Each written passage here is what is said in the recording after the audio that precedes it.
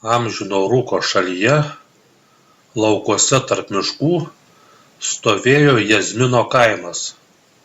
Jis buvo paprastas, niekuo neišsiskiriantis iš kitų aplinkinių kaimų.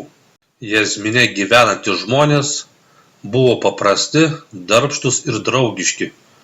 Jie augino vaikus, šventė šventes, laikėsi tradicijų. Ir taip, metai po metų, niūri paprasta diena keitė kitą niūrią paprastą dieną. Jazmine pats turtingiausias buvo mėsininkas. Pagal slaptą jo šeimos receptą išrūkyti gardūs kumpiai buvo paklausus visoje apylinkėje. Kad ir kiek mėsininkas beišrūkydavo kiaulės kumpių, juos taip pat išpirkdavo kaimiečiai bei iš kitų kaimų atvykę pirkėjai. Taip pat jis turėjo keletą turtingų klientų, kuriems reguliariai paruošdavo gardaus kumpio siuntą. Jazmine pats žymiausias buvo skulptorius. Jo iš grubaus akmens ištašytos elegantiškos skulptūros puošė šventyklas, turtingųjų žmonių namus, didelių miestų centrines aikštes ir netgi karališkųjų rūmų sodus. Jis skulptūras visada tašydavo lauke. Jam patiko, kad atvykusieji nusipirkti rūkyto kumpio susižavėję gėrėdavosi jo darbu. Kaime buvo dar daug kitų žmonių, turėjusių įvairiausių sugebėjimų.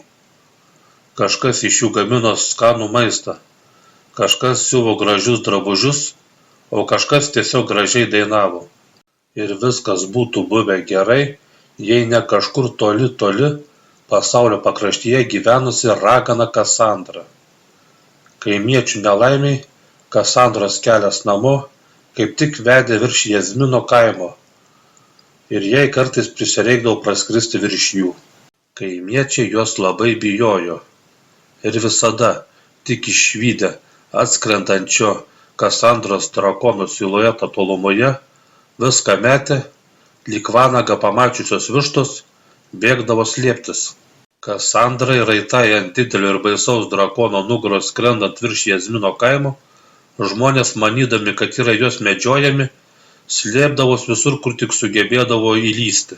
Kai kas spėdavo įbėgti į namą, kai kas į tvartą, o kažkas, kam tuo metu nepasisekė būti arti namų, buvo priverstas slėpti šuns būdoje, tualete ar atmatų duobėje.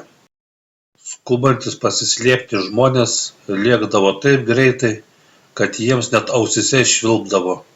Beskubėdami jie stumdėsi, slysdavo ir griūdavo. Kažkas iš jų pastumtas atsitrenkė į sieną ir išsimušė priekinis dantis. Kažkas iš jų, trumpindamas kelią, šokdamas per tvorą, užkliuvo ir išsimaudė kiaulių mėšlę. Kažkas jų užsikabinęs už kažko aštraus, susiplėšė mėgstamą drabužį. Tuo metu aukštai virš kaimo skrendanti Kasandra, net neįtardama, kad jos skrydis sukelia tiek problemų, ramiai sau skrisdavo, žvelgdama į tolį ir gėrėdamasi ją supančiais peizažais. Nesislėpdavo tik vienas žmogus. Jis visą savo gyvenimą buvo įsimylėjęs Kasandrą ir troško ją susitikti. Susitikti, kad galėtų jai prisipažinti apie savo jai jaučiamus jausmus. Kiekvieną kartą, Kasandrai skrendant virš Jazmino kaimo, jis visada stovėdavo gerai matomoje vietoje ir iškėlęs galvą, drąsiai žiūrėdavo tiesiai į ją, tikėdamasis šitaip atkreipti jos dėmesį ir svajodamas, kad jai nusileidus, jie pagaliau galėtų pasikalbėti. Pragyvenusiai 1000 metų Kasandrai seniai viskas buvo nusibodę. Ji paprasčiausiai nustojo pastebėti ją supančio pasaulio smulkmenas. Lygiai taip pat kaip ir paprastas žmogus su laiku nustoja pastebėti, ką tik įsiskleidusios gėlės grožį, arba nustoja girdėti paukščio čiulbesį, prie to vis dar turėdamas puikią klausą. Ir todėl į ją žiūrinčio jaunuolio, kaip ir nuo jos bėgančių kaimiečių, ji niekada nepastebėdavo. Lygiai taip pat kaip paprastas žmogus ne visada pastebi žeme ropojančią skruzdėlę. Vieną kartą po eilinio Kasandros skrydžio Jis kaip visada stovėdamas kaimo centre ir kaip visada akimis ją palydėdamas, stebėjo, kaip ji vis tolsta ir toldama vis mažėja ir mažėja, kol galiausiai palikusi mažų taškelių danguje, visiškai išnyksta kažkur už tolumoje esančių kalnų. Kasandrai nuskridus, persigandę kaimiečiai, po truputį atgavę drąsą, pradeda lįsti iš slėptuvių. Tada jie pamato, kad Darijus ir vėl stovėjo vidury kaimo ir kaip visada spoksojo į praskrendantį blogį, nors jam iki to laiko jau daug kartų buvo sakyta to nedaryti. Kasandros skrydis jiems sugadino nuotaiką visai dienai. Kažkas iš jų per skubėjimą buvo apsibrozdinęs, kažkas susitepęs ar bent susivėlęs, kažkam bėgantis ištrėpė gėlių darželį ar išvertė kibirą su šviežiu pienu, ir todėl jie visi buvo susidarkę ir suirzę. Bet tik vienintelis Darijus, kuris niekur nebėgo ir kuriam nieko neatsitiko, stovėjo sau lyg niekur nieko, su svajinga šypsena, žvelgdamas kažkur ten, kur nuskrido ji.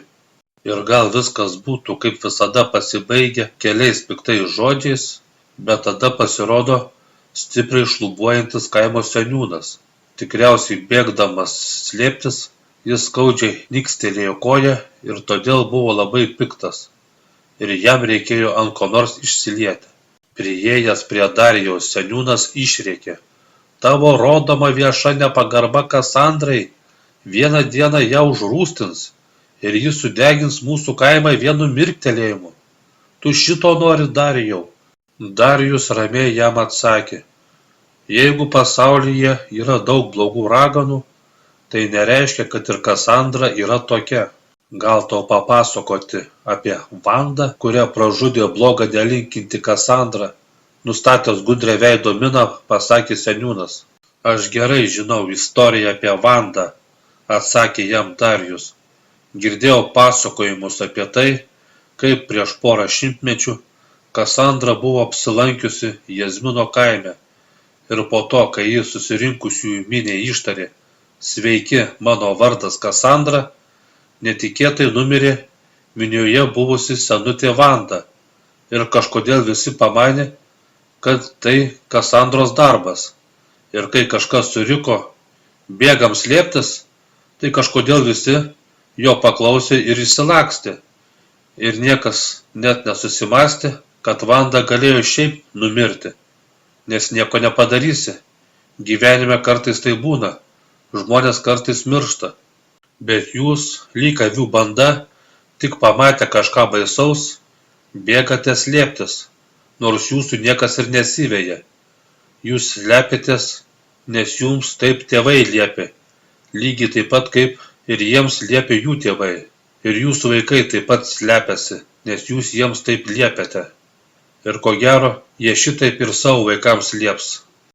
Pavargęs nuo Darijaus kalbų seniūnas pasakė: "Jei dar kartą nepaklusi, jei dar kartą, jei skrendant virš kaimo būsi atviroje vietoje, privalėsi palikti kaimą."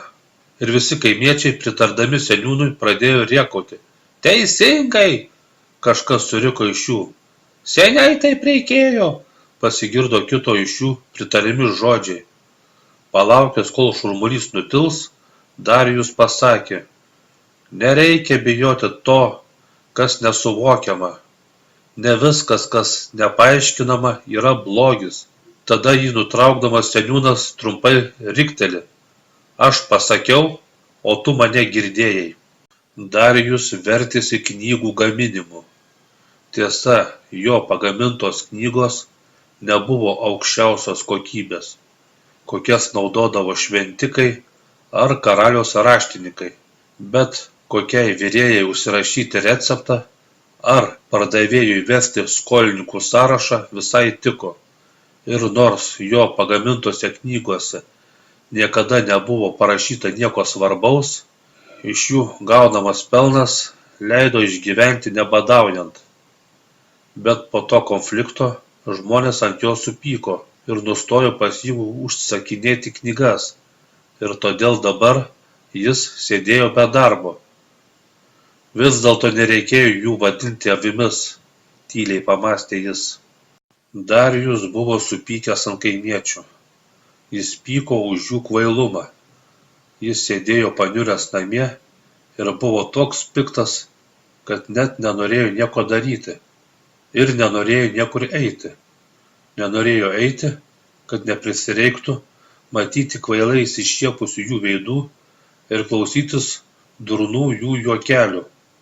Jis tiesiog sėdėjo namie ir stale peiliu raižė Kasandros veidą. Bent jau norėjo išraižyti jos veidą. Tada jis susivokė, kad nežino, kaip iš tikrųjų ji atrodo.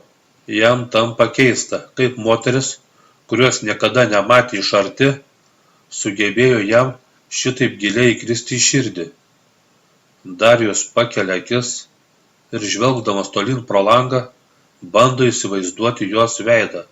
Žvelgiant pro langą, jo žvilgsnis užkliūva už tolumoje tūnančio kalno. Jis niekada net nesusimąstė, kad būtent už to kalno visada pradingdavo virš kaimo praskridusi Kasandra. O tada jam topteli, jeigu jis įkoptų į tą kalną, tai pagaliau turėtų šansą ją susitikti ir pagaliau galėtų pasakyti viską, ką jie jaučia. Jis šitiek daug kartų stovėjo kaimo aikštėje, tikėdamasis, kad bus jos pastebėtas, o pasirodo, jam tereikėjo tik įkopti į kalną. Darijus nieko nelaukęs, susiruošė kelioniai ir iškeliauja link kalno. Tik pradėjęs kelionę, net nepajuto, kaip palikęs namus, jis jau eina per už kaimo plytėjusias pievas. Jis jau perėjęs pievą, pasiekė už jos ošusią girią. Įžengus į girią, jį apima nerimas. Jis iš karto prisimena visas girdėtas tas baises istorijas apie žmones, kuriems pasiklydus miške atsitiko kažkas baisaus. Ir nors gilumoje girdėjosi žvėrių skleidžiami garsai ir kai kur ant žalių samanų baltavo papjautų gyvūnų kaulai, jis nepabūgo ir sparčiai žingsniavo pirmyn. Ir pagaliau jis pasiekė tą patį kalną, kurį iki šiol matė tik iš labai toli. Apsižiūrėjęs patogesnį kopimo kelią, pradeda lipti aukštyn. Kalnas buvo labai senas ir apgriuvęs, ir todėl į jį buvo lengva kopti. Neilgai trukus, jis jau buvo aukščiau už jį supusios girios medžius ir pažvelgęs atgal, galėjo matyti kaimą, iš kurio buvo atėjęs. Jis nesustodamas lengvai kopė aukštyn. Ir viskas būtų buvę gerai, jei ne šaltas kalnų oras. Darijus įsiruošė į kalnus, nežinodamas, kad kalnuose gali būti šalta, ir todėl jo vilkimas lengvas vasarinis drabužis visai nesaugojo nuo jį užklupusio šalčio. Ir kuo aukščiau jis buvo įkopęs, tuo šalčiau jam darėsi, bet jis nepasiduodamas toliau kopė vis aukštyn. Pagaliau jis pasiekė pačią kalno viršūnę. Dabar beliko tik patogiau įsitaisyti ir sulaukti praskrendančios Kasandros. Pastoviai laukdamas Kasandros skrydžio virš kaimo, per ilgą laiką jis jau buvo išskaičiavęs apytikslų jos skrydžių grafiką. Ir pasikliaujant skaičiavimais, buvo galima tikėtis, kad gal šiandien ar rytoj ar poryt ji tikrai turėtų praskristi.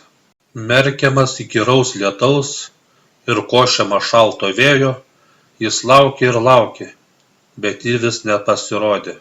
Taip jos belaukiant ateina šalta naktis, o prieš rytą užklupęs šaltas drėgnas rūkas jį rimtai susargdino. Ne, jis jos daugiau nebelauks.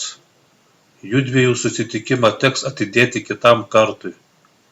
Jis tik truputėlį apsišils patekėjusios saulės spinduliuose ir eis namo.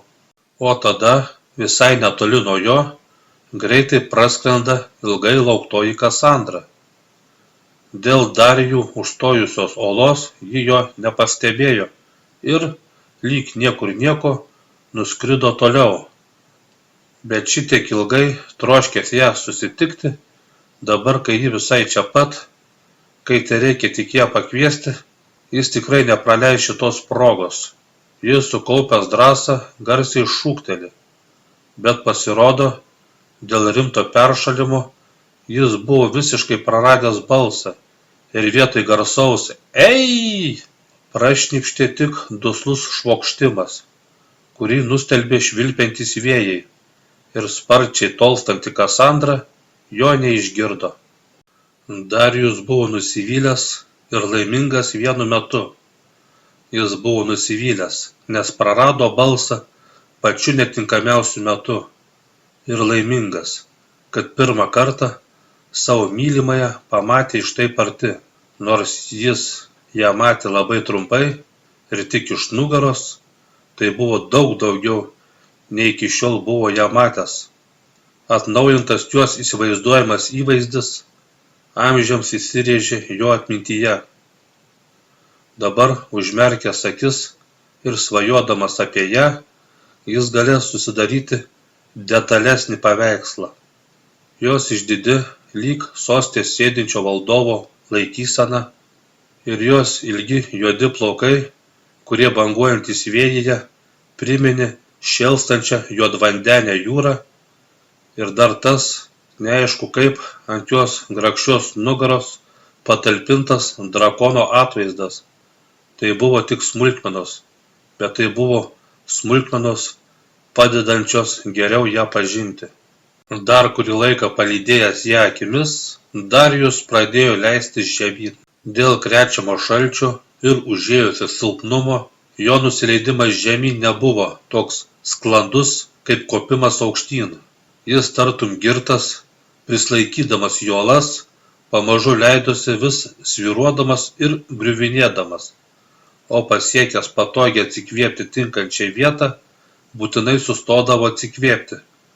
Tada pažvelgęs į vis tolstančią Kasandrą, pamatė, kad ji kažkur labai labai toli, kur žemė susiliečia su dangumi, kažkur ties pievoje augusio šimtamečio ąžuolo, ji išnyksta iš akių. O tada jam aptemsta akyse ir jis praradęs sąmonę, griūva žemyn ir krenta iš labai aukštai. Darijos laimiai, kalno papėdėje tankiai augusių medžių šakų vainikas sulėtino jo kritimo greitį. Nors medžių šakos sulėtindamos kritimą išgelbėjo Darijaus gyvybę, jis vis tiek pasiekęs žemę stipriai prisitrenkė. Gulėdamas po medžiu iš skausmo jis prasiraitė gerą pusdienį. Po truputį apsipratęs su skausmu ir suvokdamas, kad čia jo tikrai niekas neras ir jam nepadės, nugalėjęs skausmą, šiaip netaip atsikėlė ir, prisilaikydamas į medžių kamienus, patraukė namo. Vargais negalais, iš paskutiniųjų jėgų įveikęs mišką, Darijus sukniumba lauko gale, taip ir nepasiekęs namų. Laimė jį pamatė žolės pjauti atėjęs jaunuolis. Darijus atsipeikėjo namuose, savo lovoje, ir susivokęs, kad viskas gerai, truputėlį pabuvęs sąmoningu, vėl nugrimsta į miegą. Kadangi Darijus buvo rimtai susirgęs, tai jį slaugė kaimo žolininkė, kuri buvo ne tik žmonių bei ir gyvulių daktarė, taip pat ji buvo pribuvėja, dantistė ir nužiūrėjimų atkalbėtoja. Kaimo žolininkė girdė jam vaistus ir ant kaktos dėjo karščiavimą mažinančius žolelių kompresus. Darijus sunkiai sirgdamas, stipriai karščiavo ir būdamas labai išsekęs, daug miegojo ir per miegus gledėdamas kalbėjo. Jis miegodamas sapnavo vien tik ją ir tiktais ją. Sapne Kasandra stovėjo nugara į jį ir kad ir kiek kartų jis ją bekvietė, ji neatsisuko. O tuo metu Darijus slauganti žolininkė, kuri visą laiką buvo šalia, girdėjo, kaip jis be paliovos per miegus tarė Kasandros vardą. Žolininkė buvo tikra kaimo boba ir greitai visiems išpliurpė, kieno vardą per miegus tarė Darijus. Iki tol visi manė, kad Darijus Kasandrai jautė tik kvailą simpatiją, bet dabar visi įsitikino, kad jis ją iš tikrųjų myli. Ir kol Darijus, kovodamas su liga, iš paskutiniųjų laikėsi už gyvenimo, visi kaimynai, draugai ir pažįstami susiėmę pilvus juokėsi iš jo keisto susižavėjimo. Praėjus kelioms dienoms, Kasandra kaip visada savo pamėgtų maršrutu skrido namo. Ji kaip visada buvo atsipalaidavusi ir paskendusi savo mintyse. Staiga jos drakonui į akį įlekia mažas paukštelis.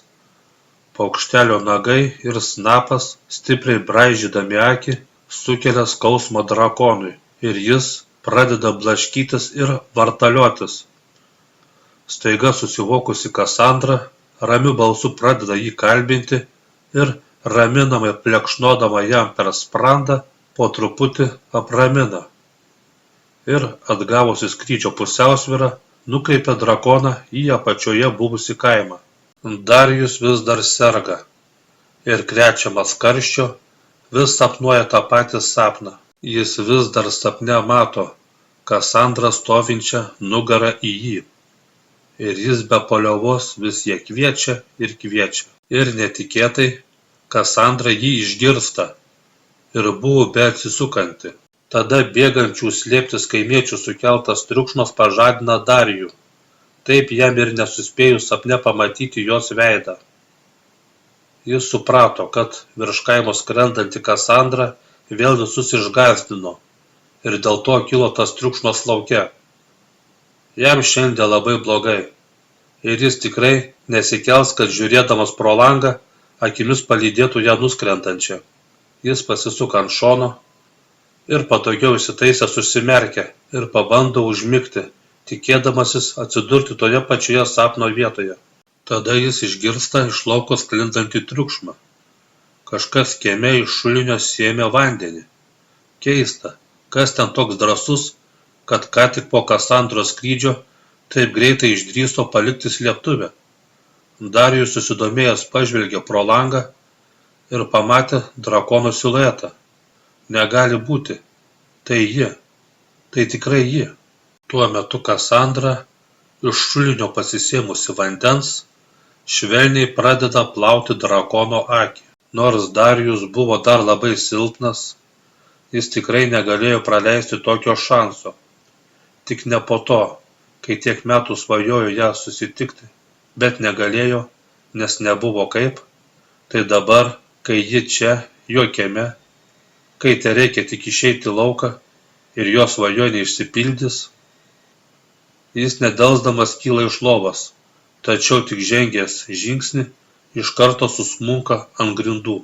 Jis dar kartą bando keltis, bet ligos išvargintas kūnas atsisako paklusti ir jis vėl griūva. Bet jis negali prarasti tokios progos, jis būtinai privalo ją susitikti. Sukaupęs jėgas, jis keliasi ir žengęs dar vieną netvirtą žingsnį vėl griūva. Ir taip griūdamas ir vėl keldamasis, jis vargais negalais pasiekęs duris, stipriai pastumdamas jas atveria. Ir pro plačiai atsivėrusias duris Darijus išvysta nuskrendančią Kasandrą. Nusivylęs dėl išsprūdusio šanso, Darijus atsisėda, atsiremdamas į saulės nušviestą sieną ir akimis palydi nuskrendančią Kasandrą.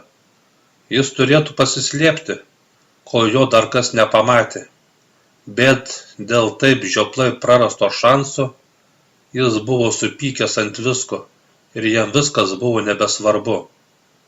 Ir be to, retai pasirodantis saulutė taip maloniai šildė. Apšilęs saulės spinduliuose, jis prisnūdo. Čia jį sėdinti ir rado iš slėptuvių išlindę kaimiečiai. Pajutęs, kad kažkas stovi priešais ir savimi užstoja saulės šilumą, pramerkęs akis Darijus pamatė priešais save stovinčio žmogaus kojas, o pakėlęs akis aukštyn išvydo, kad priešais jį stovi kaimo seniūnas. Tada seniūnas jam pasako: kai pasveiksi, privalėsi palikti kaimą. O Darijus per daug net nenusiminė. Jis jau seniai jautė, kad jam gyvenime reikia kažką keisti ir tai puiki proga viską pradėti iš naujo. Po kelių dienų Darijus pasijuto geriau ir nieko nelaukdamas susiruošė iškeliauti. Prieš išeidamas pro duris susimąsto, kurgi jam vis dėlto reikėtų eiti. Gretimame kaime visada galima rasti darbo. Kita vertus, kitame kaime galima įstoti į senojo riterio įsteigtą karių paruošimo lagerį. Pabaigus paruošiamąjį kursą galima pamėginti laimę įstoti į karaliaus armiją. Tada jis pro langą pažvelgęs į kalną susimąstė, kad be reikalo save apgaudinėja. Jis juk ir taip žino, kad jo kelias veda ten už kalnų, kažkur ten, kur ji visada skrisdavo. Jis norėjo iškeliauti tyliai, kuo mažiau atkreipdamas į save dėmesį, bet kaip tyčia atrodo, kad visas kaimas susirinko pažiūrėti, kaip jis juos palieka. Visi kaimiečiai spoksojo į jį, lyg jam ant kaktos būtų kažkas nupiešta. Smerkiančiais, paniekos pilnais žvilgsniais jie palydėjo pro šalį einantį Darijų. Darijus ryžtingai, nieko nesigailėdamas ir į nieką nekreipdamas dėmesio, ėjo savo per kaimą, bet jis ėjo ne į tą pusę, kur buvo kelias vedantis į kitą kaimą. Jis ėjo ton pusėn, kur visada skrisdavo Kasandra. Pamatė, kokia kryptim eina Darijus ir supratę, kur jis susiruošė, kaimiečiai visai pašėlo. Jie šaipydamiesi rodė pirštais į Darijų ir iš jo garsiai juokdamiesi šūkaliojo: "Mūsų Darijus didelis ponas, mūsų paprastos kaimo mergos per prastos", kažkas suriko iš minios. Prie patyčių prisidėjusios kelios kaimo panelės, kurios besimaivydamos rikiavosi priešais Darijų ir atsistojusios gundančiomis pozomis demonstravo savo kūno apvalumus, sakydamos: "Argi mes tau negražios, argi mes tau nenuostabios?" Nekreipdamas į jų pajuokas, Darijus savo ramiai ėjo toliau. Tada iš minios kažkas šūkteli: "Nesivarginkite, mergos, nekraipykite šiknų ir nekratykite papų, jūs jo vis tiek nedominate. Jam nepatinka paprastos panos su purvinomis panagėmis ir dvokiančiomis burnomis. Jį domina tik Kasandra. O kai jis pagaliau sutikęs Kasandrą prisipažins ją mylįs, tai jis savo negyvų akių piktų žvilgsniu jį sudegins ir jo keptą mėsą sušers savajam drakonui." Darijus viską girdėdamas ir į juos niekaip nereaguodamas ėjo savo. Galiausiai iš jo besityčiojantiesiems atsibodo paskui jį sekti ir jie jį paliko ramybėje. Jis visus palikęs nueina per pievą. Kaimo merginos dar kažką įžeidžiančio šūkčiojo, bet Darijus jų jau nebegirdėjo. Iš tikrųjų, net ir pačios aršiausios ir labiausiai iš jo besityčiojusios kaimo merginos giliai širdyje jautė pavydą, nes kiekviena iš jų troško būti šitaip stipriai mylima ir pačios to nesuvokdamos troško, kad jam viskas pasisektų. Perėjęs girią ir aplenkęs tą nelemtąjį kalną, Darijus pasiekė bekraštę pievą. Pieva, kurios viduryje augo šimtametis ąžuolas. Tas pats ąžuolas, kurį tada matė nuo kalno viršūnės. Kai tada stebėjo ją nuskrendančią, tai ji kažkur ties čia, ties šituo ąžuolu, būdama mažu taškeliu danguje, visiškai išnyko iš akių. Nebežinodamas, kur toliau eiti, jis prisėda po medžiu. Tada jis susimąsto, ar jis tikrai protingai elgėsi. Gal kaimo gyventojai vis dėlto buvo teisūs? Gal jam vis dėlto reikėtų pasukti atgal? Pasukti atgal, kol dar galima tai padaryti? Bet tada jis prisimena tą amžiną begalinį ilgesį, amžinai draskantį jo širdį. Tas dieną ir naktį ramybės neduodančias mintis apie ją. Tą amžiną norą būti šalia jos. Ne, jis nesuks atgal. Jei reikės, jis iki jos eis, kad ir visą gyvenimą, o ją sutikęs pasakys, ką jai jaučia. Ir visai nesvarbu, kuom jam tai baigsis. O tada jis pamato žeme šliaužiantį drakono šešėlį ir pakėlęs akis į dangų, pamato ją. Jis iš karto pašoka ir pradeda bėgti iš paskos, šaukdamas jos vardą. Tuo metu, būdama aukštai danguje ir vėjo veliamais plaukais, Kasandra tiesiog negirdėjo, kad kažkas iš apačios ją kviečia. Nors Darijus bėgo iš visų jėgų, jis greitai pradėjo atsilikti, tačiau jis, nepasiduodamas iš paskutiniųjų, bėga paskui. Jis bėgs iš paskos tol, kol ją matys, o kai ji dings jam iš akių, jis lauks kito jos skrydžio ir tada seks toliau. Jei jis negali jos pasiekti skrendančios dangumi, tai jis ją pasieks ten, kur ji būna nusileidusi ant žemės.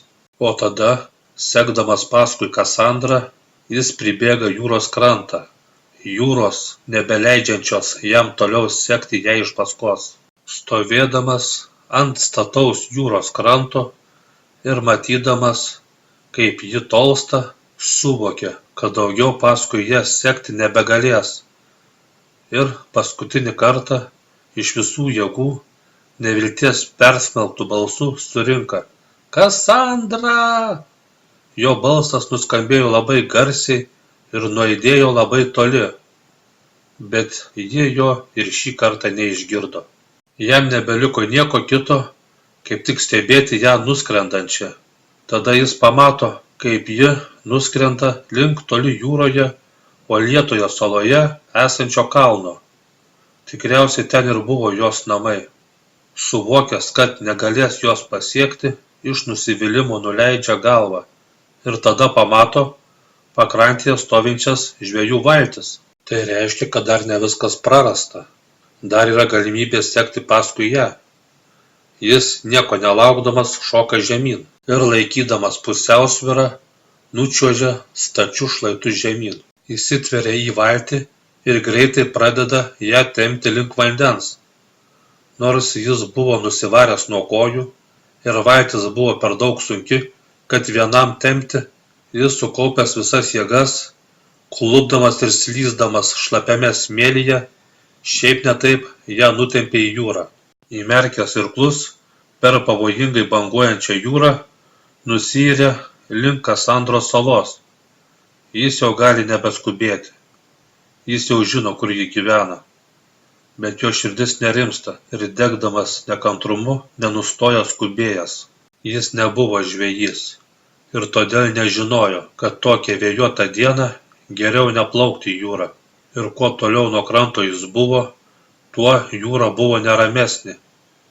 Stipraus vėjo sukeltos didelės bangos Darijaus irkluojamą valtelę mėtė ir vėtė.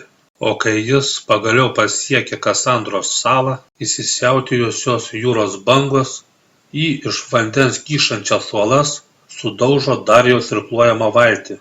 Atsidūręs šėlstančioje jūroje, daug kartų bangų skandinamas ir daug kartų blokštas į uolas, jis šiaip ne taip pasiekė saugų krantą, išvėmęs prisirytą jūros vandenį ir pagaliau suvokęs, koks iš tikrųjų yra pavargęs, lieka gulėti pakrantėje. Jis gulėjo ilgai ir neaišku, kiek jis dar būtų gulėjęs, jei jo nebūtų pradėjęs semti kylantis potvynio vanduo. Sunkiai pakilęs pradeda ieškoti, kur čia aukščiau pasilypėjus. Tada randa į krantą išmestą sudaužytą valtį. Su šita valtim jis tikrai nebegalės grįžti atgal. Ir tai reiškia, kad jis nebegali apsigalvoti ir pasukti atgal. Jam belieka tik eiti iki galo. Traukdamasis nuo kylančio vandens, jis pradeda kopti aukštyn. Kalnas buvo labai status ir nepatogus kopimui. Taip pat, bekopiant, pasitaikė keletas plačių tarpeklių, kuriuos galima buvo įveikti tik gerai įsibėgėjus ir stipriai atsispyrus peršokti. Kibdamasis į kalno įtrūkimus ir prisilaikydamas už kalno atbrailų, jis drąsiai kopė vis aukštyn ir aukštyn. Taip, bekopiant jį užklupo naktis. Jau visai nebetoli, pasakė jis, ir, kibdamasis į mėnulio šviesos apšviestą kalno paviršių, toliau kopė aukštyn. Kitą dieną, kai jis jau buvo įveikęs beveik visą kalną, kai iki įėjimo į jos namus buvo visai nebetoli, jis pamato, kad ji vėl kažkur išskrenda. Tegu sau skrenda, pamanė Darijus, aš Kasandros palauksiu, jos namuose. Ir pagaliau jis įveikęs kalną, pasiekė Kasandros urvą. Tik įžengus į urvą, į akis iš karto krenta prie išėjimo patiestas platus šilkinis kilimas su aukso siūlais išsiuvinėta saulė. Urvas buvo erdvus, besišakojantis į keletą mažesnių urvų. Nors tai buvo kalniai išsirėžęs urvas, visur buvo švaru ir tvarkinga, o ant sienų kabantis reto grožio paveikslai ir moliniuose vazonuose augantis medžiai urvui suteikė namų jaukumo. Meistriškai nutapytuose paveiksluose buvo vaizduojami Darijui iki šiol nematyti gyvūnai ir tolimųjų kraštų peizažai, o kai kurie ant sienų kabėję daiktai buvo labai keisti ir nesuprantami ir labiau priminė magiškus artefaktus nei paprastus papuošimus, taip pat kaip ir lentynose buvę daiktai. Nors urvas buvo be durų, viduje buvo šilta ir jauku. Darijus buvo sušlapęs ir sušalęs, todėl, pamatęs urvo gilumoje liepsnojantį žaizdrą, prieina arčiau ir pradeda šildytis. O kai sušilo ir apdžiūvo, pasijuto labai pavargęs ir prisėdęs iš karto užminga. Praėjus kuriam laikui, namo grįžta Kasandra.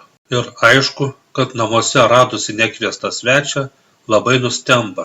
Kasandros drakonas, lyg sarginis šuo, buvo pasiruošęs pulti ir sudraskyti tą įsibrovėlį. Tačiau Kasandra ranka jam duoda komandą ir drakonas aprimsta. Kasandra lėtai eina ratu, aplink jos kėdėje miegantį nepažįstamąjį ir jį smalsiai apžiūrinėdama spėlioja, kas jis toks. O tada, baigusi apeiti ratą, atsistojusi už jo ir įsikibusi į kėdės atlošą, stipriai pastumia kėdę, nuversdama ją kartu su joje snaudusiu nepažįstamuoju.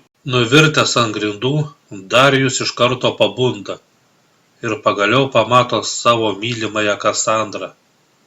Pabudęs iš gilaus įmygio ir dar nespėjęs pilnai susivokti, jis nustebęs spoksojo į ją. Tada ji piktai paklausė, ką tu čia veiki? Tačiau Darijus, kuris taip seniai troško ją susitikti ir taip daug norėjo jai pasakyti, pasimetė ir negalėjo nė žodžio ištarti. Iš kur tu čia atsiradai? Vėl paklausė Kasandra. Darijus, matydamas supykusios Kasandros akis ir šalia stovinti bet kurią akimirką pulti pasirengusi drakoną, tada jis prisiminė kaime girdėtus žodžius, kad kai jis Kasandrai prisipažins jausmuose, tai ji piktu žvilgsniu sudegins jį ir keptą jo mėsą sušers savo drakonui. Ir kažkodėl tie kvaili žodžiai dabar jam pasirodė netokie ir kvaili, kad ir kas benutiktų, jis nieko nesigaili. Ir su viskuom susitaikęs žiūrėjo tiesiai į ją. Matydama, kad nepažįstamasis mirtinai išsigandęs ir dėl to net negali prakalbėti, Kasandra priklaupė prie Darijaus ir ramiu balsu ištarė. Nebijok, leisk aš nuskaitysiu tavo mintis ir viskas taps aišku. Ir jei ištiesus ranką, Darijus nesipriešina. Pridėjusi delną prie jo kaktos, Kasandra magišku būdu įsiskverbė į jo pasąmonę ir pradeda matyti jo mintis. Tada ji, pasimetusi, sutrinka.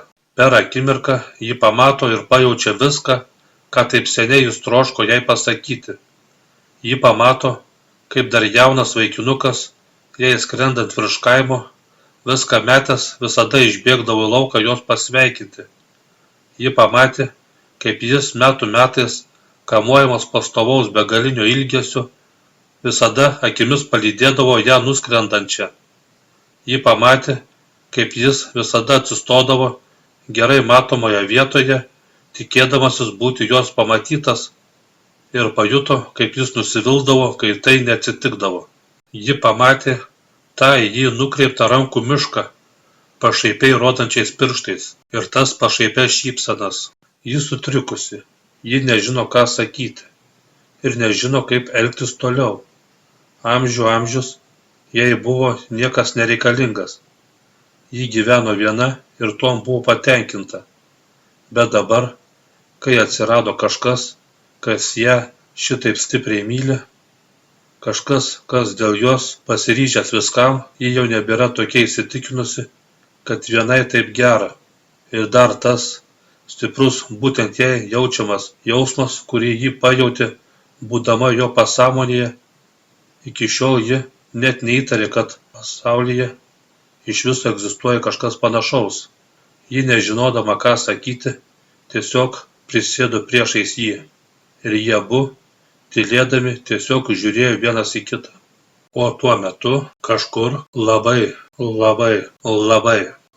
toli, kažkur už jūros ir už plačiosios pievos, kažkur už gūdžios girios, kažkur aukštai kalnuose, stovi žaliaplaukė ragana ir nuožmiu žvilgsniu žiūri į Kasandros urvą. Nors ji yra labai toli, magijos pagalba, ji viską mato ir girdi taip gerai, lyg pati būtų tenais. Įdėmiai stebėdama įvykių surve, ji tyliai pasako: pagaliau Kasandra turi silpnybę. Vadinasi, dabar ji bus labiau išsiblaškiusi ir nebebus tokia gudri ir atidi. Pasidžiauk meilę, kol gali, Kasandra, nes greitai tau ateis galas.